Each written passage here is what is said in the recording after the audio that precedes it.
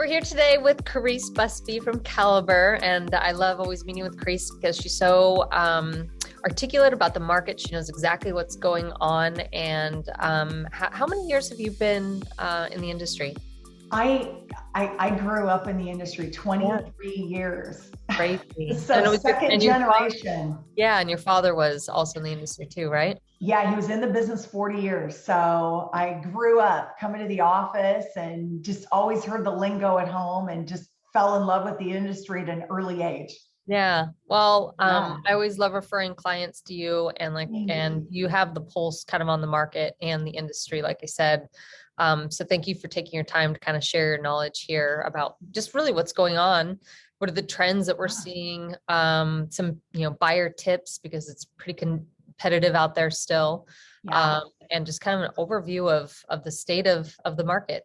Yeah, definitely. Well, it's always a pleasure to come on and talk with you. And I just always love working with you too. I find that you've got such a great pulse of exactly what's happening in this market. And gosh, we know there's always so many changes to keep up with. So it's good to check in and just kind of talk and inform people. So Yep. yeah, well, I hope that today the info I've prepared will be really helpful. And I've prepared a little slideshow with some talking points, and I'll put that up on the screen and we can just kind of talk through there and talk through it. So as we kind of look at the market, we're in interesting times, as we know.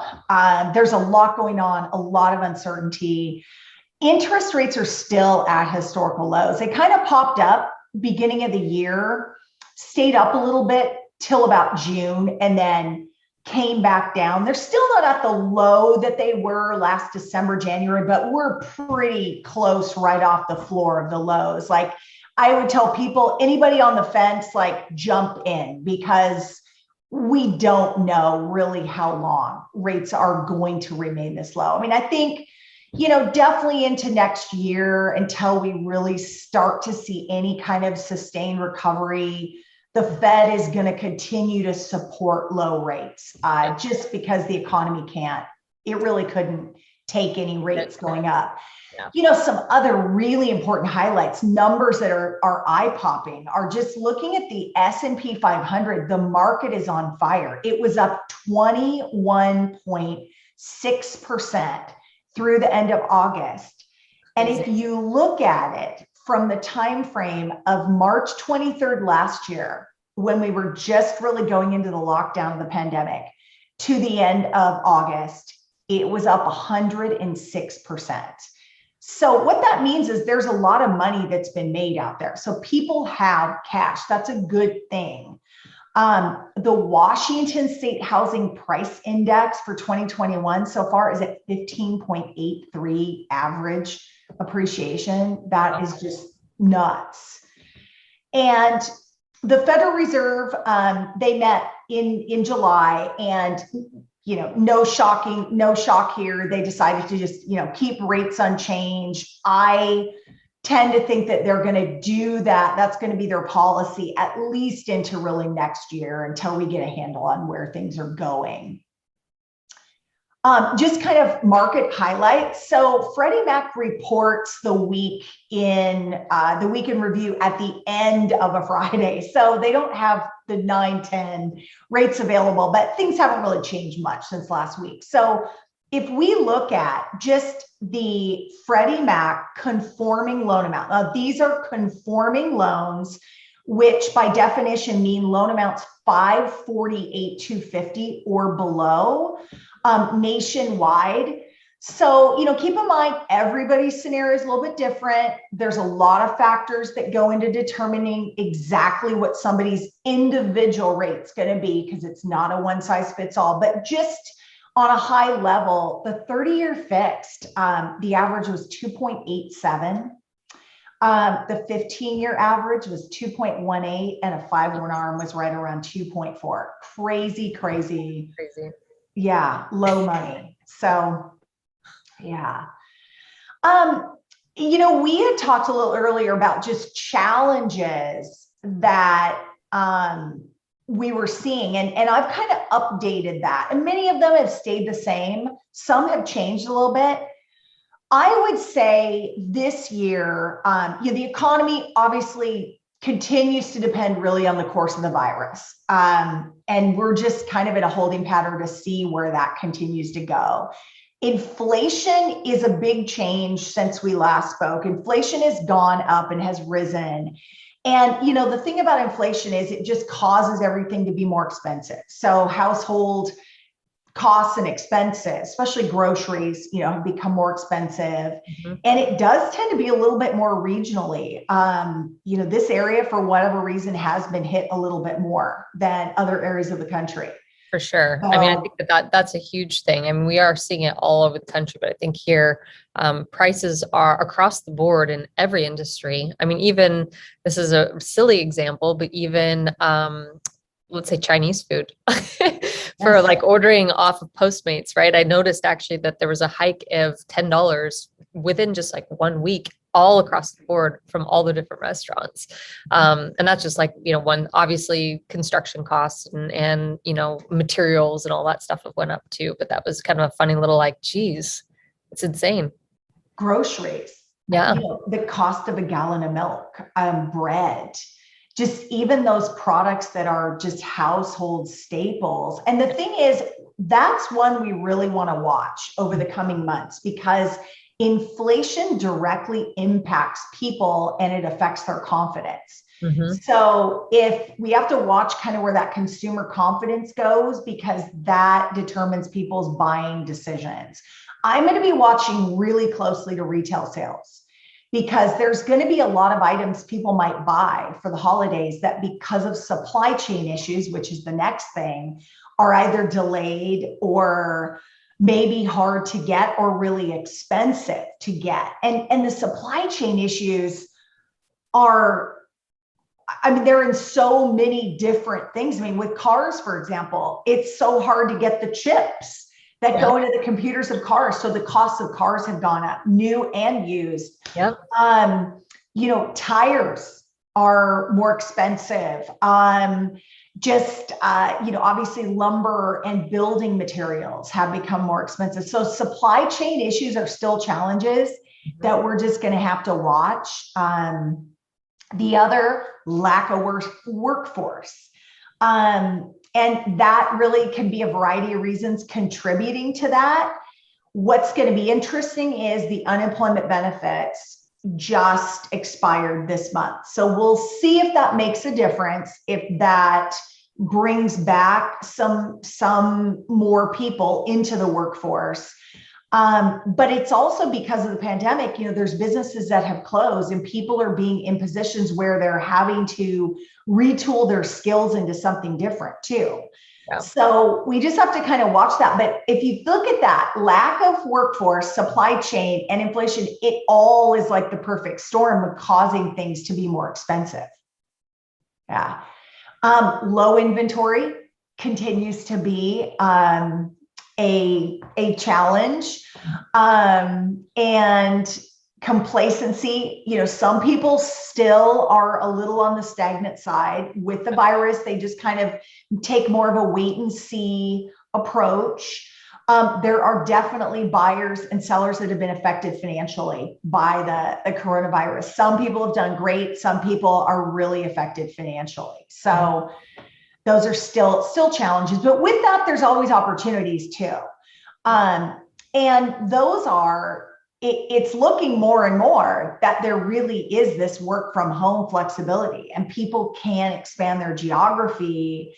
And I think a lot of companies were trying to come back, but with this new variant, they have now changed their policy and kind of realized that, at least for a while, we're going to keep having some of these variants. So they've gone to a work from home until further notice, which I thought it was timely that Microsoft and Amazon both came out with that this week. Yep. So it's going to be interesting to see what happens again in the housing market. And if people start looking for bigger places again. Yeah. Or sprawling out too. Sprawling out. Yeah, exactly. Yep. For other opportunities, low rates, potential tax increase, if Congress ends up passing even one of those two stimulus bills, one of the two, well, they're calling it infrastructure, the infrastructure bills that are there. One is already passed the Senate, but it hasn't been taken up in the House yet. There's also another one for $3.5 trillion that's still being debated. If any of that passes, it's going to cause taxes to increase. That's just the only possible way that you're going to be able to pay for it. But the good news with that is that gets people off the fence. It causes people to, need to make changes in their lives, like buying real estate, so forth.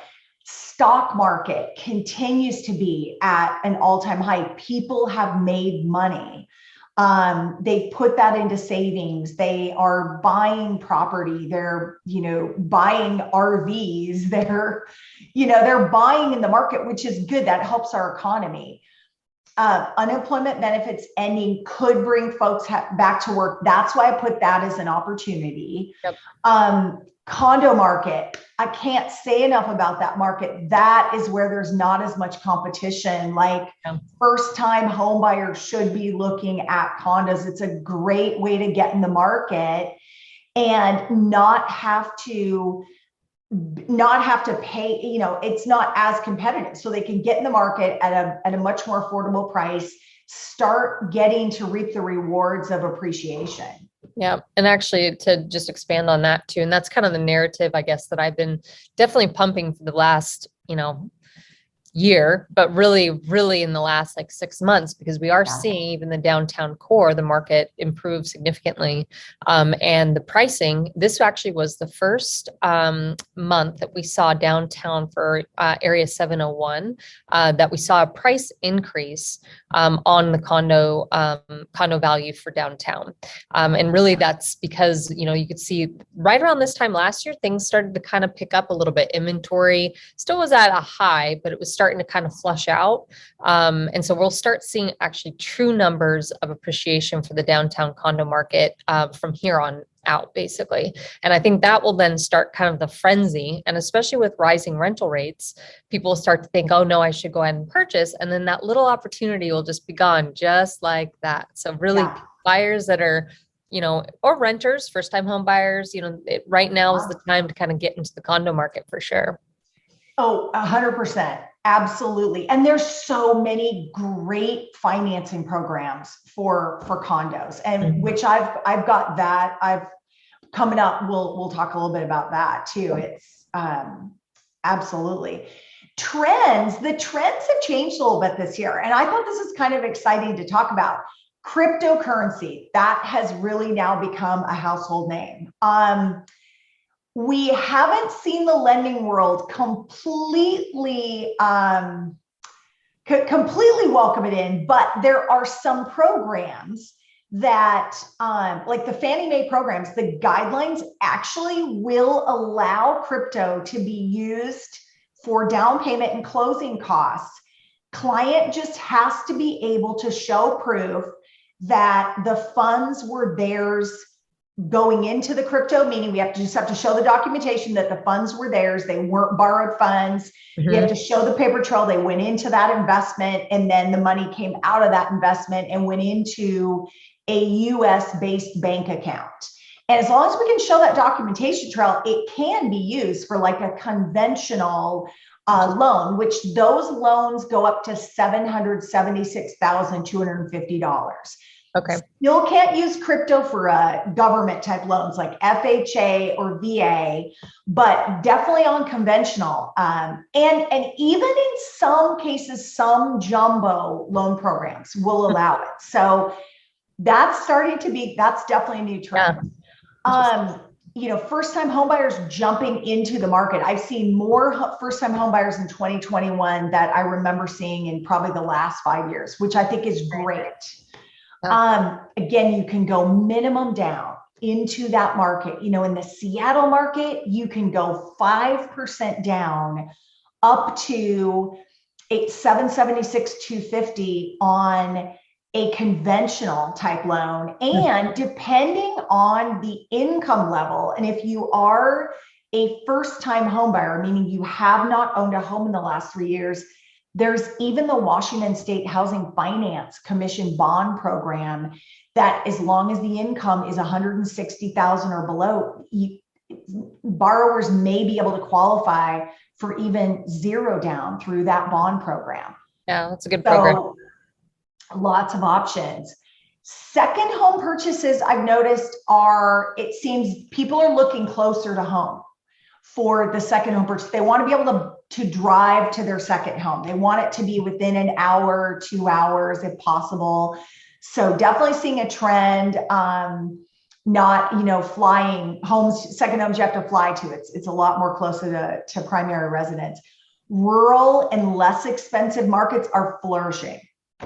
Those continue to. We started to see that trend last year, really seeing it this year. I've seen a big uptick in job changes. Lots of people moving around, changing jobs. I think the pandemic has caused people to really reassess their life, their goals, what's important. And so with that has come some job changes that we're seeing. And I think that will probably continue. There's a lot of gig jobs out there. People are doing gig jobs, and we kind of live in a gig economy. Yeah. The nice thing is the guidelines are progressing to factor that into guidelines, which I'm glad that we're starting to see. We're not as where I'd like us to be on that, but we're getting there on seeing those guidelines in the industry as a whole. So if we go into the buyer tips, I'm really excited to kind of share these. I think that these are some great ones for buyers that want to buy or agents to really have as conversational points with clients. Probably the number one buyer tip is get pre-underwritten. You have to get credit approved and pre-underwritten before they go out home shopping. It's so hard when a buyer falls in love with a house and the review date is that afternoon or the next day, and they don't have their ducks in a row. And, here's the thing. Sometimes they can easily get their documentation together, and, we always do the best we possibly can to get it done as quick as possible. But if there's complexity, it just takes longer to go through that process. And so I always tell buyers, get everything in order and do that before you start home shopping. So then you're in a position with your agent where you can just jump on that home that you find that you say, I really like, I want to make an offer. Yep. Another big thing, hard inquiries do not lower the credit score. This is a common question. When you're applying for a mortgage, you're going through the pre-approval process, it is counted. So you can have unlimited hard credit inquiries within a 45-day period in one particular category, like mortgage is a category. Installment is a category. Like if you're shopping for a car, you have your credit pulled multiple times, that's the installment category.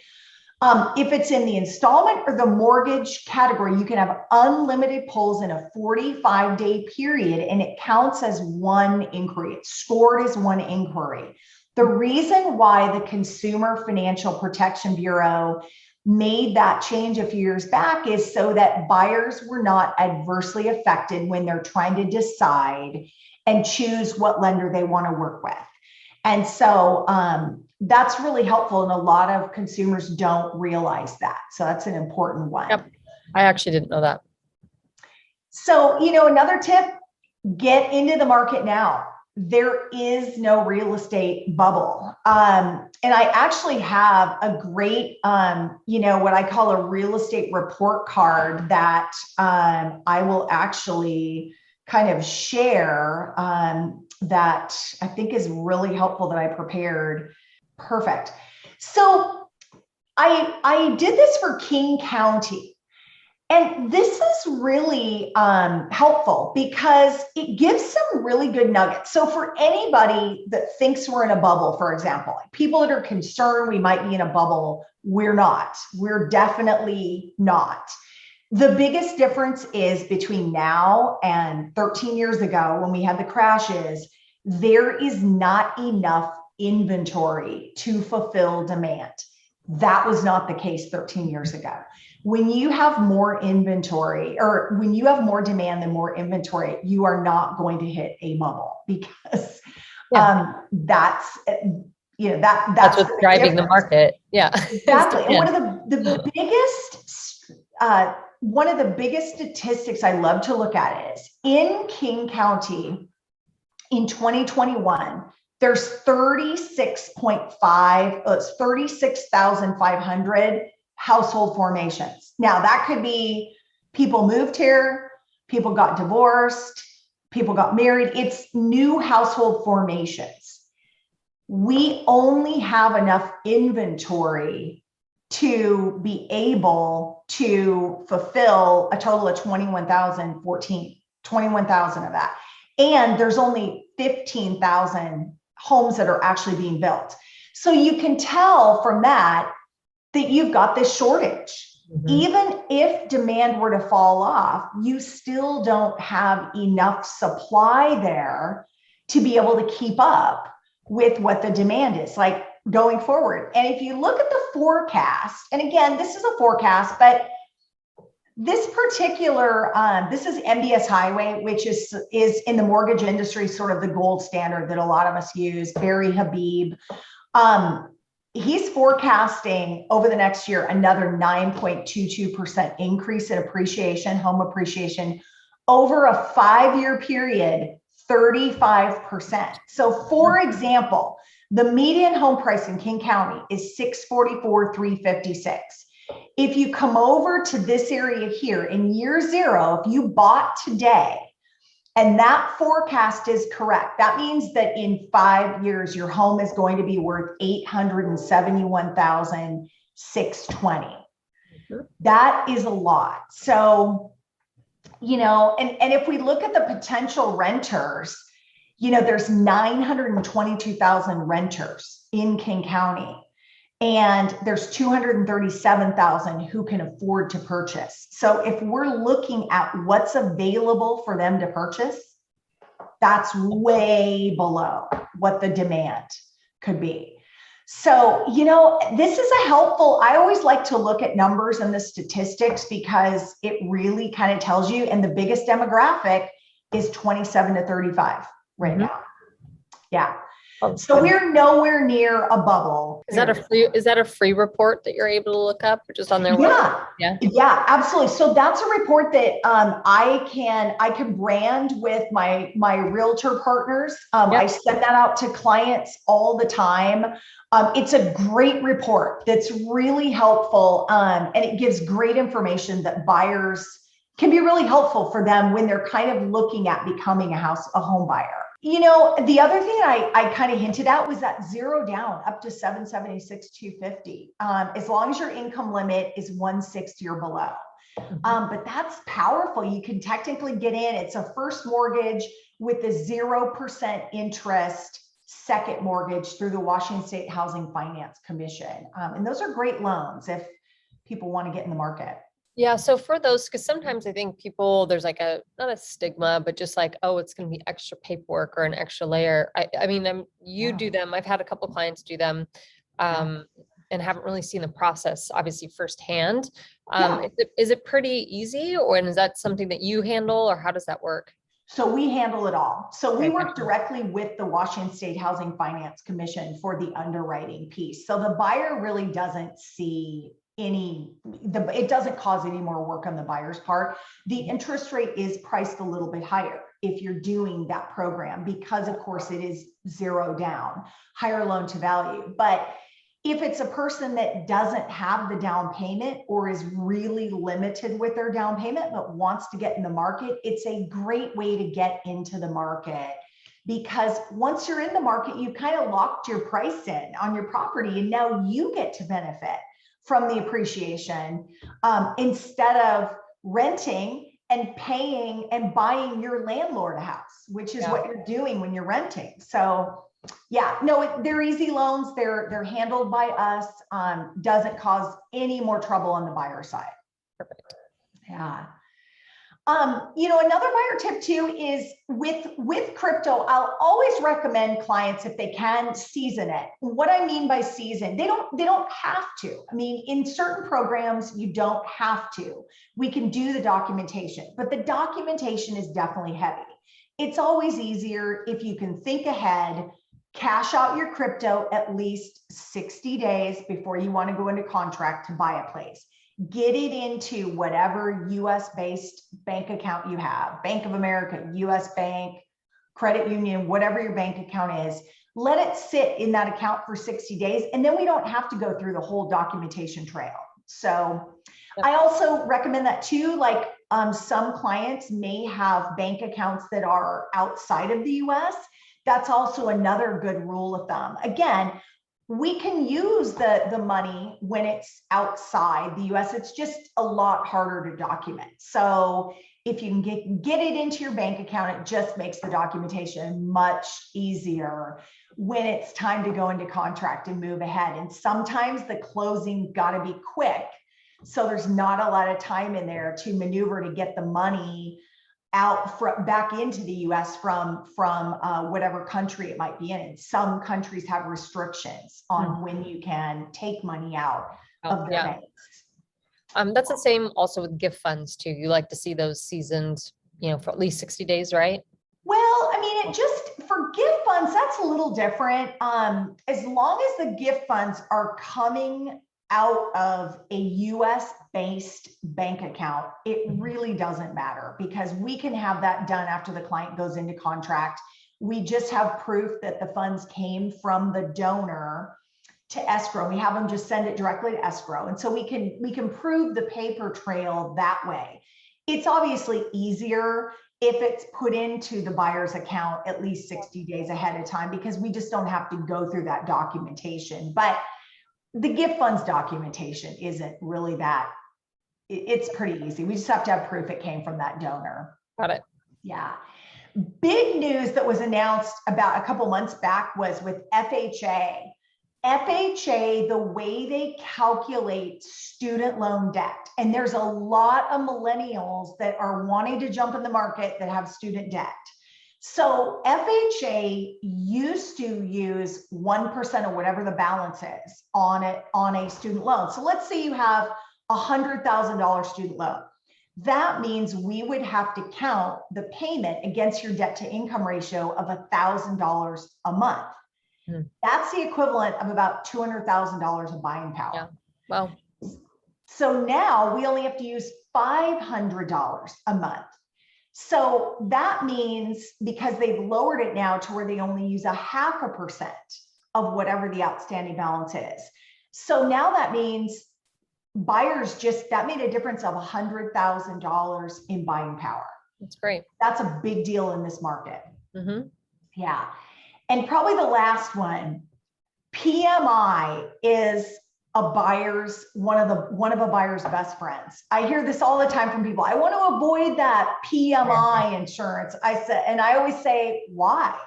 It's one of the best tools in the world to help people get into homes that don't have 20% down. That private mortgage insurance on a conventional loan, it doesn't stay on the loan forever. It will drop off once you've paid the balance down to where you have the 20% equity in the property. But it's a great way to be able to jump in the market before you have 20% down. And again, lock in your price, and buyer gets to benefit from the appreciation. Most people, if they sit out of the market and try to save up 20% down, they can't save fast enough to outpace the appreciation of the market. Yep. And so they just get further behind. So PMI is a great tool. Here's kind of I did some supporting examples for, when I talk about why you get pre-underwritten. Here's a great example. So, and I'll kind of play this out. So let's say, when the client calls their lender, yeah, I work at Boeing, I make 75 a year, I have 50,000 in savings, my credit's excellent. It sounds great, right? Like, should be super simple. Then you get the documentation, and here's the reality. The client's only worked there for 6 months. they're paid on an hourly basis and the income fluctuates. Not enough time in the line of work to qualify the income. And by the savings, they mean non-vested retirement and they don't have access to it. And then the credit score 601. So that's where, it's different the way that a buyer might look at their scenario and the way an underwriter is looking at a scenario. So that's why I always say so important to do your homework up front, make sure you know where you stand. Exactly. And put in that energy and effort so you can work out a solution. Yes, for sure. I wanted to include some condo tips because so many people are buying condos right now. And these are really common things that come up. Financing condos is different than when you're financing single family homes, as we know. The actual condo project itself has to meet certain industry guidelines in order to be considered financeable for regular kind of traditional type financing. And I thought it was important to kind of go over some of the high level things that come up. I'll get calls from agents that will say, hey, I've got a buyer that's looking at this condo, but the owner occupancy ratio is only like 50% or 30%. Is that okay? Well, here's the great thing. As long as the buyer is going to occupy that condo as their primary residence or as like a second/vacation home, then the occupancy ratio doesn't even matter. So that's a helpful one to know. If it's going to be an investment property purchase, like the buyer is buying it to rent out, that's when the occupancy ratio has to be above 50%. The other thing I'll get to is if the client is buying the condo as a primary residence and has at least 10% down, we don't even have to, it's going to be reviewed under what's called a limited review. We don't even have to look at the budget. We don't care what the reserves are. We don't care if they're contributing the industry standard 10% of the revenue to the reserve account. We don't have to look at the budget. That said, if a client's putting less than 10% down, it's a full review and we do have to look at the budget. And the biggest thing on that is making sure that whatever the revenue is that's collected from dues, at least 10% of that has to go into a reserve account. And the lender should, work closely with, buyers should always work closely with their lender. If a resale certificate is available up front, I always find it helpful to take a look at that because I can browse it and see if there's any kind of red flags before you put the time together to put the offer in. But once the condo package is available, the lender will want to take a look at that and just make sure that all of those specifics, just take a look at those and make sure there's no problems. Investment properties, if you're less than 25% down, it's always going to be what's called a full condo review. But if you have more than 25% down, in some cases, most cases, you actually get what's called that limited review as well, which that's something new that's come up in the last year. And, we've come a long way because, condos always were, a nightmare to get financing for in certain buildings. And when you make changes to certain, any policy or rules or your budget or whatever, this is always talked about on how hard it would be for, let's say, a buyer then to purchase in a building. And so it seems like things are relaxing a little bit, which is great. Yeah, definitely. Yeah, absolutely. I love condos. I love condo financing. And I think it's just such a great way to get home buyers into the market too. Yep. It's fantastic. I agree. So I kind of like this little illustration. This sort of goes more with the PMI. So I'm jumping back a little bit. And yes, the date on it's a little outdated, but it highlights what I want to highlight here. This shows the point that I wanted to make about you don't have to wait to have 20% down. Getting into a house with PMI. So this example is a 400 purchase price with 3% down, $230 a month in mortgage insurance. This assumed a Seattle appreciation amount of 12% per year. So house prices going up 12% a year. National average of 6%. So this sort of just highlights jumping into the market with mortgage insurance versus sitting out of the market trying to save for 20% down. Like if you were to have jumped into that market just with your net gain, you would have made 21,000 your first year. Second year, you'd go up to 43, and the third, under this example, you'd be at about 68. Had you sat out of the market trying to get to 20% down, you would have foregone $68,000. Yeah. So that's kind of just highlights how that PMI is powerful for people to be able to get them into the market so that they can start really realizing appreciation. Yep. Yeah. Don't be afraid just because you think, you don't have enough down. Yeah. You got to jump in. Exactly. So this area, I wanted to cover this one. So kind of tips. One of the most common questions in our market is people have to waive appraisal contingencies a lot to compete. That's where you basically are saying to the seller, you know what, regardless of what the purchase price is, regardless of what the appraisal comes in, I'm going to buy this property and I'm going to pay what I'm agreeing to on the contract. So here's an example. I thought we'd go through an example because I think buyers are always happily surprised at what little difference this makes to them. And it's such a powerful waiver to be able to include in an offer. So for this scenario, the house started at a $650 purchase price and it bidded up to $800,000. So now the purchase price is $800,000 for this price that this house that the buyer's going to pay. Buyer started off wanting to put $80,000 down, 10% down. So that would, as long as it appraised at 800, that would put their loan amount at 720. So we're assuming borrower has 80,000 for down payment plus 10,000 for closing costs. So they've got 90,000 available.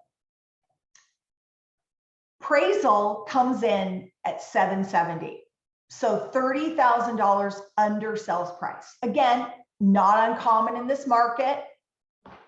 So now the borrower is faced with coming in with 10% down and the additional 30,000 for the low appraisal. That's one option. In this option, if they want to make up the difference, they would now have to come in with 120,000.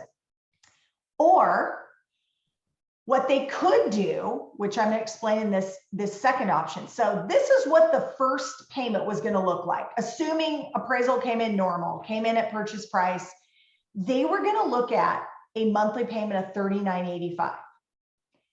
Now, go to the fact that the appraisal came in at $770. The buyer could keep the loan amount the same, keep the down payment amount the same, just leave the loan amount there, let the loan to value ratio adjust. So instead of being 720 divided into 800, which gave you 90% loan to value, it's now going to be 720 divided into 770, which puts you at a loan to value ratio of 93.5. That works. This program will allow a client to put as little as 5% down on this program. The only difference, everything stays the same. Their principal and interest stays the same. Taxes stays the same. Insurance on the house stays the same. The only difference is a small adjustment to private mortgage insurance, because instead of now being at 10% down, they're less than 10% down. Yeah. So the mortgage insurance is a little higher. So the difference, that $30,000 low appraisal, all that's going to cost the buyer is an extra $30 a month. Wow. That's crazy. Yeah. So that's where, when I talk to buyers when they're getting ready to Yeah. make that offer and they're scared about waiving the appraisal, I said, well, let's do the math and let me tell you what this would mean. And they're like, oh my gosh, that's it. Okay, that's fine. Let's do it. We really want this house. Is this a caliber specific program? No. Nope. Okay. That would apply to really any loan out there. Wow. As long as, you know, the buyers at least has the minimum down payment for that particular program. Got it. But, yep, it's just math. So that's a really good one. Yeah. The other helpful math I put together that I always talk to buyers about is really understanding when you're looking at escalations and talking with escalations with agents, it's what does going up 10,000 mean to my monthly payment? So like really just off the cuff math, for every $10,000 the loan amount increases or decreases, it's a $50 difference in the monthly payment. Wow. You go up $50,000 in loan amount, it's about $250 per month to the payment. 100,000 is about $500 a month. So when buyers are kind of deciding amends, okay, where do I want to put that escalation? How does that factor into my payment? It's really helpful to know what that 10,000 means so that they don't lose a house over $25 a month or $50 a month. You know, that's just a really helpful tool I found. Puts it in perspective. Yeah. Yeah. And it's easy to remember. Mm-hmm. Yeah.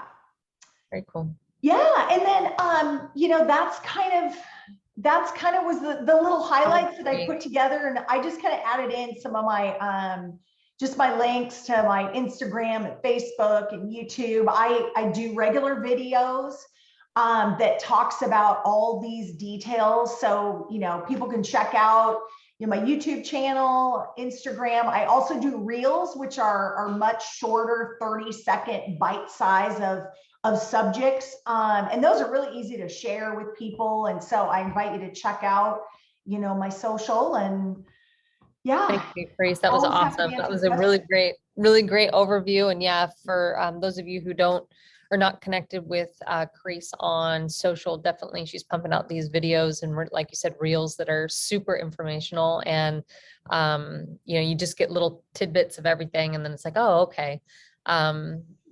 Tips, tricks. You had one on the cryptocurrency, I think yesterday that I watched. So definitely connect with her there. And we'll be reposting this, of course, on all the various channels so people could go and revisit it too, to kind of know where the state of the market is for fall or going into fall 2021. But thank you, Carese. It's always a pleasure. I always learn so much. Thank you. Thank you very much, Ashley. Truly my pleasure. Anytime. You're great. So we'll post all your contact information too. And I hope you have a wonderful, wonderful weekend. Yes, you as well. You as well. We'll look forward to being in touch soon. Yep. Thank you everyone for joining us today.